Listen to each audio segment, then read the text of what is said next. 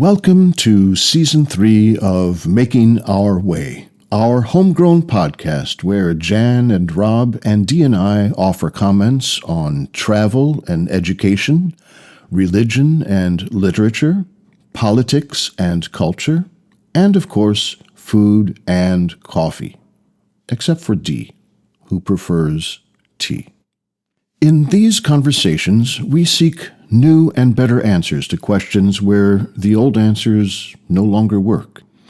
We even embrace the discomfort of leaving some questions unanswered for now.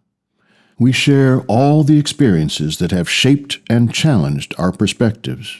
For this, we look back over many, many decades, except for Dee, who is ageless. Today, we delve into the common ancestry of all humanity and explore the perplexing question of why, despite our shared origins, we invest so much in tribalism and territoriality. We've titled this episode Out of Africa, which is a continent we have all visited, except for Dee, who will get there one day.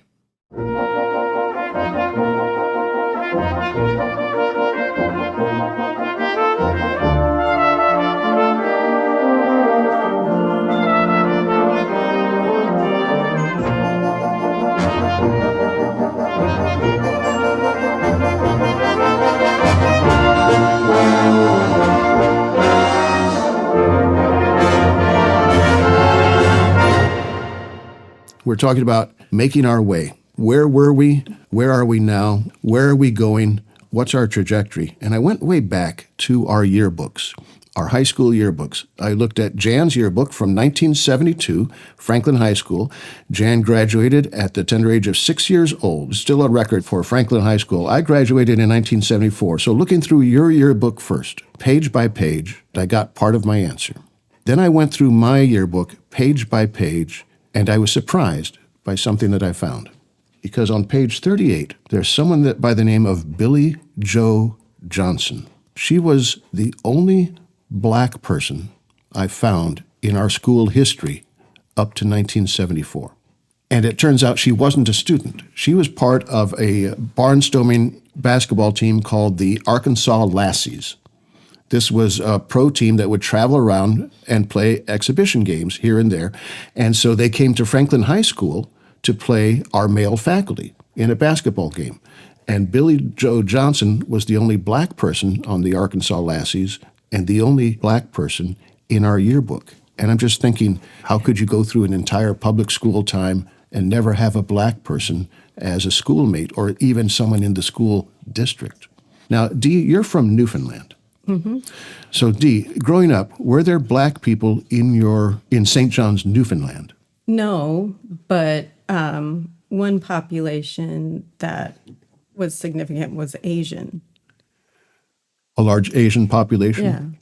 Yeah. And Rob, you're from Saginaw, right? Born in Saginaw. Right. Did you go to school in Saginaw? I went to kindergarten in Shields, which is just, it's outside of Saginaw, little town. That's it. The rest of mine was in Riverview. Riverview. Yeah. In your schooling, did you have any classmates that were black? I don't recall any classmates that were black at Riverview while I was there. Now, for the three of us, we're all around Detroit. And how could you be around Detroit and not have a black classmate? Detroit is a highly integrated community. Mm-hmm. Go west of that, and you come to a town called Dearborn. Dearborn was governed by Orville Hubbard, who was quite vocally a segregationist.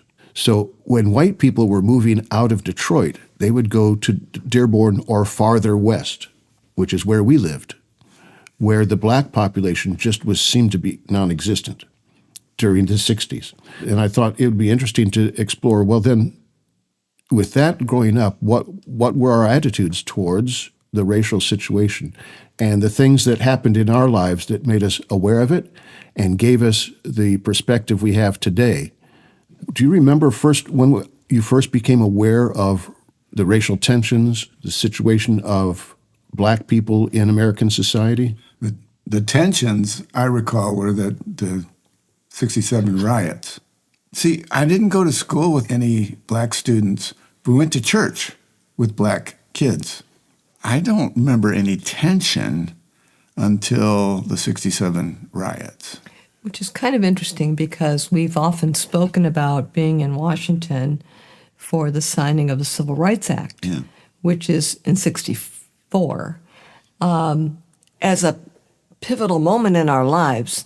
But I think it's more pivotal in hindsight than it was at the time, because I don't think, as the young children we had any real understanding of the significance of that act. And I would say growing up at the core, that would have been the first time in my life that I would have had friends that were of a different racial group. Our church growing up was the Salvation Army, part of the Christian church, very closely aligned theologically to the Methodist Church. So when Jan says the core, she's talking about our home church. It was Detroit Citadel. So it's military terminology for basically the church. In 1964, this was the trip we took together. The first time the McMahons and Chains took a vacation, which would lead to several after that. The first time Jan set her sights on Rob. But we also had visited, before we got to Washington, we had been in Gettysburg.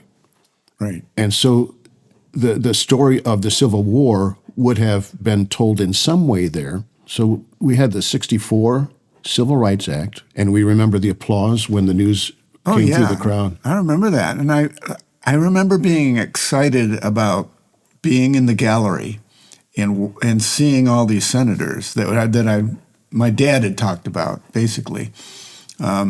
Seeing Ted Kennedy, and Philip Hart, and those names that I was familiar with mainly through my father, because that was exciting.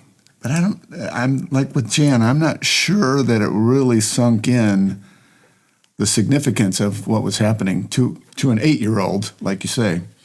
Well, Jan was 12, so she might have known. Such lies. She was already in graduate school. Oh my gosh.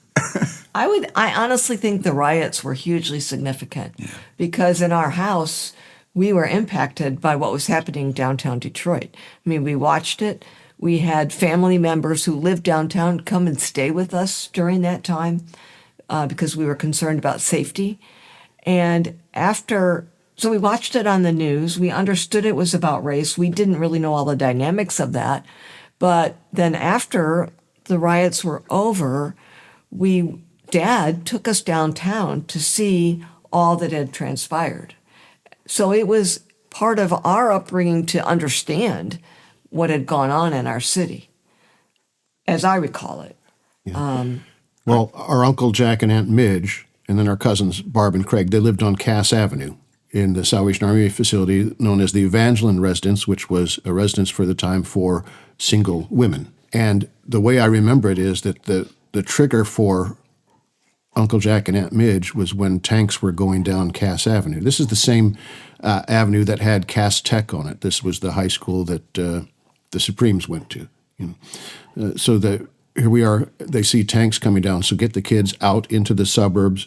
You mentioned the Supremes, but on some level, I think in a cultural sense, we were aware of race at a young age because of music. Yeah. And Motown and the influence of black artists, which I don't clearly remember thinking about it in a racial way, but looking back, that was a black music scene. And it was part of our cultural upbringing, part of, our childhood. It just came to my mind. I realized that we left town during the riots. I don't know if that was to protect us, if that had been planned before. I can't remember. But I remember we did leave town. And I remember I was worried about my grandparents who were at the Eventide in downtown Detroit, another Salvation Army facility for older people. And I was concerned about them being down there during that time. Another interesting connection to that is in 1968, I know this is ancient history for some people, but in 1968, the Tigers won the World Series. And I remember being downtown during the celebration of that. And it was wonderful. It was amazing, first of all, because the Tigers won, and it had been decades since that had happened. But there was this, we all came together for a celebration feel about the city of Detroit. And to me, even as a kid at that age, I remember thinking of it as being a healing time for the city, because it was a multi-ethnic, multiracial gathering to celebrate that event. And it brought people together after a difficult year in '67. Talking about the music scene in Detroit, I found something recently that I thought was very eye-opening for a very famous person that I had never had this perspective on before. There was a football game between New York University and the University of Georgia. And this was happening in New York.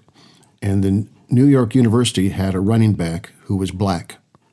Out of deference to the University of Georgia, the New York University decided to bench that player for the game. Oh, wow. And a sports writer in New York said this. Now, this is going to use some older language, okay?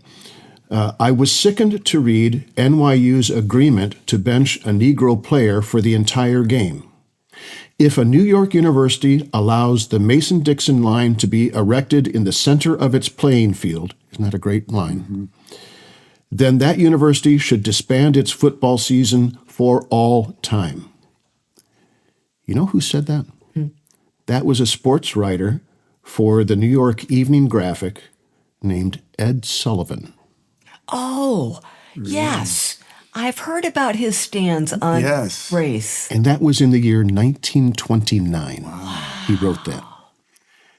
Then Ed Sullivan was often, we know him as the often parodied and caricatured host of the Ed Sullivan Show, Sunday night show. He was a pioneer in bringing black artists into everyone's home. He was often criticized for it. He would lose sponsors for it.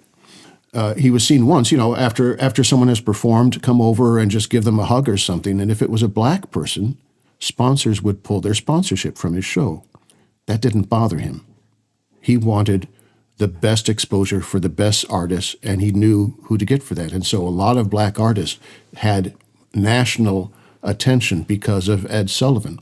So kudos to Ed Sullivan for his stand. Yeah. That to me was one of these things that was just eye-opening. I love to find that sort of thing. I have a question. I'm interested in Dee's perspective. Are you aware of any prejudices that occurred, white, Asian issues in Newfoundland? No. That's a simple answer. Yeah. I mean, when I say Asian, it would encompass Chinese, Japanese, Indian, because Jim was asking me questions. And for me, I mean, I can't speak for my brother or sister or anything or other people I know. I always thought of the whole race tension thing was an American thing. Because, I mean, in Newfoundland and Canada, in general, we're highly not influenced, but exposed to American media. So most of our television would have been the same television you guys had. So we saw a lot of the tension in television programs where it would be portrayed or the news. So we were aware of it. And I remember asking my parents questions, if I would hear inappropriate language being used toward someone who was black. My parents were adamant that's not okay. Mm. And there was this drilling into our heads that the way people are being treated is wrong.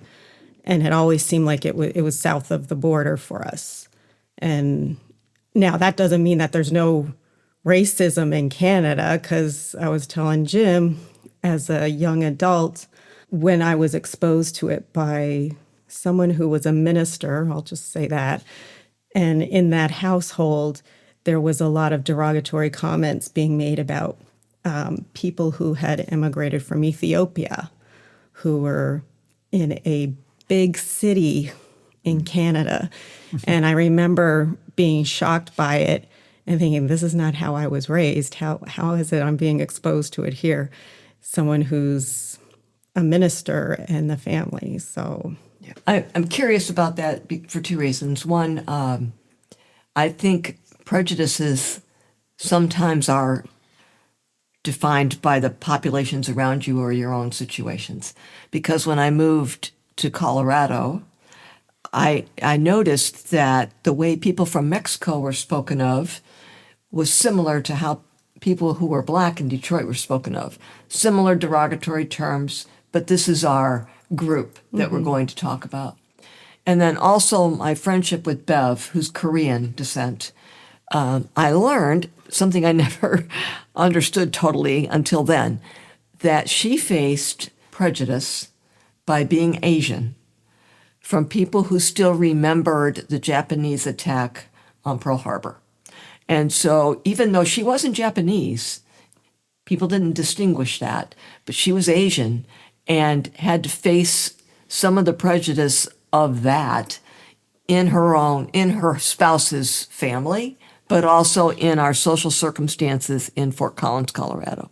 So I just wondered how it played out for you. yeah, I'm not saying it didn't exist, but I wasn't really aware. Of course, maybe if you talk to Asian people who were living in Newfoundland at the same time as I, their experience may be very different, but it wasn't something that I was hyper aware of or anything like that. And I just remember my parents being they were aware of teaching us what was not okay. Was there any indigenous people? I don't remember a lot of indigenous people in St. John's. Now, there probably would have been in more of the rural parts. Mm-hmm. And again, I mean, I know there is, because I mean, there's all these documentaries, and in Canada now there's a big push to highlight indigenous people and celebrate the heritage, and also the stuff that went on with the Roman Catholic Church. Yeah. With schools. Yeah, with schools. So right now it's like there's a lot of recognition of indigenous people and celebrating heritage and all that sort of stuff too. That used to be true in our country as well. Yeah.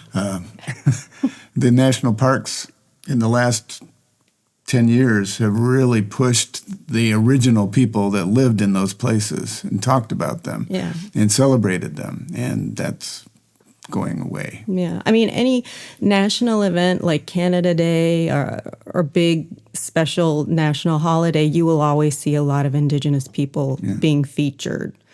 I just want to clarify what Rob was saying. You're saying that the National Park Service recently has been making the effort to include the people who are part of the lands that are now national park lands into the story of that land and their history. But in recent, let's say in the last year or so, that has... The current administration is trying to take that away. That's Are they? Yes. Believe it or not. Well, this is part of the thing. We're making our way right now. It seems like the country is making its way back to where we had to start making all this progress in the first place. Disturbing things that I think won't last. And I think in a couple of years, somebody of whatever party will understand it's time to start giving this stuff back. We don't need to be directing this. We don't need to be policing this city. We don't need to be taking over this arts center. We don't need to be doing this. This is not the role of the president. It can be corrected. That's my hope, and it's based on the larger arc of American history than just the current eruption of authoritarianism. Can I do a kind of a quick clarifying thing, because we're using this word race. In terms of biology, race is not a category. Correct. There is no genetic basis to talk about a race of people. And so that has to go away from the conversation and saying this all has to do with Darwinism, this all has to do with genetics, that people are basically made different and you can identify that because of a couple of characteristics. Race is a very real cultural construct. Yes. And there are many different races, very many different cultural traditions that ought to be accepted and celebrated for what they are. And they happen within large areas like a nation. It happens just in neighborhoods. There are these cultural things that need to be understood. So when we're using this word race, we're doing it in a cultural sense, right? Yes. For all the Star Trek fans, you'll already anticipate what I'm about to reference. A very famous episode in 1968 where Captain Kirk kisses Lieutenant Uhura. Nichelle Nichols is black, William Shatner is white, and this is 1968. Now, this would have been in November of that year. This was the year that Martin Luther King Jr. was killed. This is the year Bobby Kennedy was killed. This is the year after the Detroit riots. And in looking that up, I found some interesting things. That is often touted as an example of Gene Roddenberry, Star Trek creator, using a science fiction medium to advance certain radical ideas. Radical in the sense of down to the very root of human existence, not in the sense of uprising, radical. It was not the first interracial kiss, but it has to do with how race is defined, and that's part of the problem. In the year before, Nancy Sinatra had a show called Movin' with Nancy. Yeah, everyone remembers that, right? That sounds about right. And it was like a dance, singing, musical review type of show where she would have all these guests. And in one episode, she kissed Sammy Davis Jr. Now, she kissed him on the cheek, so people will say that doesn't count. But then you go back and I found a number of instances of actors kissing actors, and they were viewed as different races. Lloyd Bridges, in an episode of Sea Hunt, kisses an Asian woman, and that was viewed as interracial. So it has to do with how you define race, and how you define race sometimes has to do with the way you were raised. But the thing about race is not a biological truth. It is a social truth. And the biological thing, throw it away. The social thing, understand it, embrace it, celebrate it. Now, I've been reading The Road to Wisdom on Truth, Science, Faith, and Trust by Francis Collins, who was the former director of NIH, the National Institute of Health. And he writes a really cool thing. He was very instrumental in the Human Genome Project, where we mapped the human genome. He says this: regardless of the physical appearance or ancestral background of the individual, we found the parts of the genome that are most important for function to be 99.9% the same. The genome told us, so the science, in other words, told us that we are literally all part of one family, descended from a set of common ancestors who resided in Africa roughly 150,000 years ago. So again, the science says there's no basis for race. It's all the cultural differences that have developed over time. I like that. Yeah. He's also the one that wrote the book, The Language of God. He's a Christian, devoted, born-again Christian. Yeah. Not something that people who view themselves as real Christians could define away from Christianity. He's also a scientist who is thoroughly convinced, not that you have to be convinced, but will witness the truth of the evolutionary process. Some will go the no true Scotsman route and said, well, if he believes in evolution, he can call himself whatever he wants, but he's not a real Christian. I'm not going to address that right now, but I think that book is on my nightstand. Mm-hmm. This is the book that I think we should do a podcast on. It's an exceptionally timely book. The full title is The Road to Wisdom on Truth, Science, Faith, and Trust. And it is particularly timely in our current rendition of life here. Here's my question, though. We can talk about science, we can talk about facts, but the people who need to hear it, or even if they hear it, this is what my eyes tell me, this is what I believe, I don't care what your scientists say. And they're the people, really, honestly, we're trying to convince, right? Or are we just preaching to the choir? Well, no, we're just expressing what we have and let people accept it as they will. But the genetic expression that gives us different facial features or gives us different skin color are such a small subset of the genetic diversity within people. There's greater genetic diversity among people of Africa than there is between a person of Africa and a person of Europe. I'm talking about those people whose ancestry goes all the way back in Africa, not those who left and then came back in some imperialist quest out of Europe. And it happened because of what Rob was saying, that the human population in Africa existed there for such a long time before people started to leave and populate the rest of the world, that those that left represent a small subset of the genetic diversity that you have within Africa. You just were talking about a Star Trek episode. I want to talk about another Star Trek episode from the original series. And it's the people who half of their body was white and half of their body was black. Yeah. And they were enemies with what they deemed to be another race, which was people who half of their bodies was black and half of their bodies were white, but it was the opposite side of their bodies. And they had problems with them, and that was the reason. I mean, and that's kind of like what you're talking about, isn't it? Well, yeah. In that episode, it's Kirk and Spock, and they're questioning, it was Frank Gorshin was the actor who played it. He's the one that did the Riddler on the Batman show. They're asking, what's your problem with this group of people here? He said, well, it's so clear. You can see it, can't you? They're black on the left side and white on the right side. We're white on the left side and black on the right side. And this is where Spock and Kirk give each other the kind of, what are you talking about? In my mind, Spock is even raising an eyebrow of the absurdity of the argument. I mean, you could almost say, and people, this is going to tie into something else. If aliens were to visit us and look at us and see the squabbling, and the reason for it would probably give a similar reaction to what you just described with Kirk and Spock.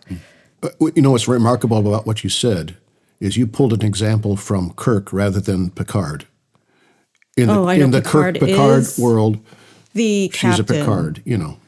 I would follow Captain Picard anywhere I trust him. Yeah.